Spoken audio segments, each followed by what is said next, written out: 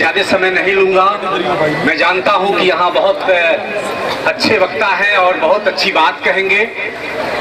मैं ये कहने आया हूं यहाँ 10-15 मिनट में अपनी बात कहूंगा कि जिस प्रकार से अभी अपूर्वानंद जी ने कहा कि किसानों से खेती छीनने के लिए कृषि नीति बनाई गई थी और आप विद्यार्थियों से शिक्षा छीनने के लिए ये नई शिक्षा नीति है। और आम विद्यार्थियों को शिक्षा नहीं देने की कुल मिलाकर के कहें तो शिक्षा का जो दायित्व है, सरकार उस दायित्व से मुक्ति का यह मसौदा है। पूरी शिक्षा नीति को अगर आप देख लें और जो कुछ भी कहें, कुछ विश्व रिकॉर्ड बनाए हैं शिक्षा नीति ने। मैं एक आध रिकॉर्ड की बात आपको कहता हूं। दुनिया भर की कोई भी शिक्षा नीति हो, उस शिक्षा नीति में ये बात नहीं कही गई होगी कि हमारा जो अगला रोड मैप है, इतने वर्षों में हम इंस्टीट्यूशन इतना कम कर देंगे। कोई भी नीति होती है वो कहती है कि हम इतने ज्यादा कॉलेज खोलेंगे, हम विश्वविद्यालय खोलेंगे। नई शिक्षा नीति जो 2020 की है वो 32 तक का रोड मैप है और आपको बताएं कि इस 32 तक में यह शिक्षा नीति 1/4 इंस्टीट्यूशन को बंद करने की योजना है। आज की तारीख में 50,000 कॉलेज विश्वविद्यालय मिला करके हैं और ये जो बांट रहे हैं हायर एजुकेशन को ए, बी और सी ग्रेड में, ए को इन्होंने शोध विश्वविद्यालय कहा है, बी को इन्होंने शिक्षण विश्वविद्यालय कहा है और सी को ये कॉलेज बोलते हैं, जैसे कॉलेज शिक्षण हो ही नहीं। और कहा कि शोध विश्वविद्यालय 100 से 300 होंगे, मतलब मिनिमम 100 मैक्सिमम 300। और जो शिक्षण विश्वविद्यालय हैं वो 1000 से 2000 होंगे और जो कॉलेज हैं वो 5000 से 10,000 होंगे। यानी कि टोटल को आप जोड़ दें, मैक्सिमम को जोड़ें तो वो 12,300 होता है। आज की तारीख में 50,000 हैं, यानी कि 32 तक ये विश्वविद्यालय कॉलेज को मर्ज करके घटा करके 12,300 करेंगे और उनकी योजना है कि इस 32 तक में दुगुने विद्यार्थी को लेना। यानी आज की तारीख में जितने स्टूडेंट हैं उसके दुगुने विद्यार्थी 1/4 इंस्टीट्यूशन में जाएंगे। क्या हालत बनेगी विश्वविद्यालयों की, कॉलेजों की। और कहा है कि जो कॉलेज मानक पूरा नहीं कर पाएंगे, मानक विद इन कोर्ट में कह रहा हूं, उनको मर्ज कर दिया जाएगा ए और बी टाइप में, और जिनको मर्ज किया जाएगा उनको सार्वजनिक संसाधन के रूप में, जैसे वैध शिक्षा, जैसे शौचालय, ये उसमें वो तब्दील करेंगे। तो ये स्थिति हायर एजुकेशन की है। अब स्कूल एजुकेशन के बारे में देखें, आप जानते हैं कि लगातार स्कूल्स बंद हो रहे हैं। बंद होना अपनी जगह पे है, वो तो भयानक है ही। एक भयानक बात इसमें ये है कि ये हमारे इनकी निगाह जो है वो पूरे देश के स्कूल के संसाधन पर है, क्योंकि जो सरकारी स्कूल हैं उनके पास बहुत जमीन है, बड़े बड़े भवन हैं, भले ही वो मेंटेन हो या ना हो।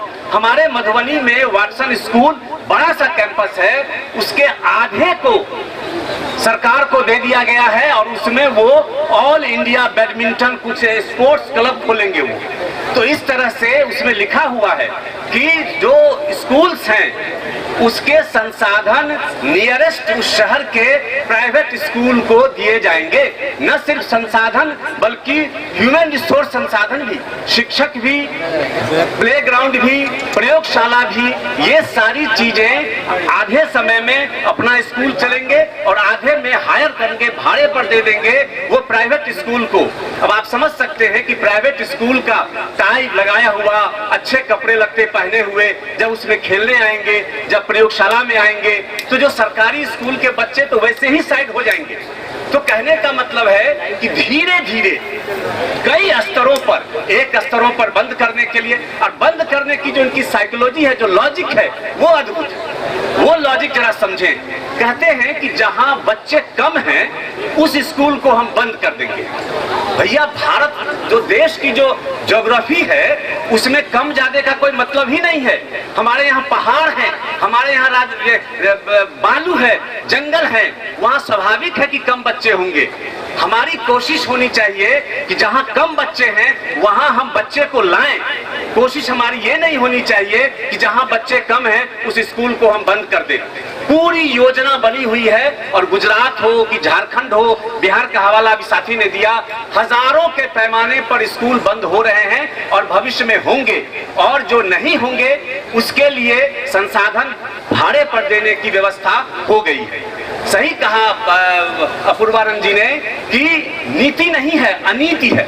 मैं कहता हूं कि नीति और नियत का प्रचंड फर्क है नई शिक्षा नीति में। अगर आप दोनों को अलग करके देखें, क्योंकि जो नई शिक्षा नीति जो बनी जाकिर हुसैन के टाइम से लेकर के अभी तक के शिक्षा नीति की जितनी अच्छी बातें हैं सबको उसमें डाल दिया गया है, लेकिन वो डाला कहाँ गया है? होना चाहिए, ये होना चाहिए, वो होना चाहिए। लेकिन आप जब उसको ठीक से पढ़ेंगे कि क्या करेंगे, उसमें यही सब करेंगे। 1/3 कॉलेज कर देंगे। ये लोकतंत्र की बात मैं आपको बताऊं कि कम से कम 50 जगह की लोकतांत्रिक शिक्षा होगी। और नियत क्या है कि आदमी बोलने वाले का भी, यहाँ हमारे बीच कई लोग ऐसे बैठे हुए हैं जिनको बोलने के लिए जिन पर कार्रवाई हुई है, ये हमारे सरकार की नियत है। और नीति आप वहां देखेंगे, यहाँ तक कि उसमें लिखा हुआ है कि हम वैज्ञानिक टेम्परामेंट की शिक्षा देंगे, और ये भी लिखा है कि साइंस में ही नहीं देंगे बल्कि हम सोशल साइंस में, साहित्य में भी हम साइंस वैज्ञानिक प्रवृत्ति की शिक्षा देंगे। और हम आप जानते हैं कि सरकार कितनी वैज्ञानिक रूप से सोचती है। जिस समय ये ड्राफ्ट पास हो रहा था, ऐन वक्त उसी दिन शिक्षा मंत्री एक IIT में जाकर के बोल रहे थे कि आप लोग शोध क्या करते हैं, आप लोगों को राम सेतु पर जाकर शोध करना चाहिए। ये हमारा टेम्परामेंट है। कोई कहता है जाकर के कि जो सूर है वो सर्जरी का केस है, कोई नारद को बता रहा है कि मीडिया का हमारा वहां शुरू है। इस तरह के सोच वाले जब शिक्षा बनाएंगे और कहेंगे कि हम वैज्ञानिक शिक्षा देंगे, तो ये पाखंड है, ये छलावा है, ये ढोंग है। और मुझे पूरा विश्वास है कि इस छलावे के खिलाफ आज आप जमा हुए हैं, और इसी तरह से अगर चलता रहा पूरे देश में ये आवाज पहुंचनी चाहिए। ये शिक्षा नीति सरकार के दायित्व मुक्ति का पत्र है ये, और पूरे देश के युवाओं को एकत्रित होना चाहिए, और ऐसी स्थिति कायम होनी चाहिए कि या तो ये सरकार जाए या ये शिक्षा नीति जाए। बहुत बहुत धन्यवाद।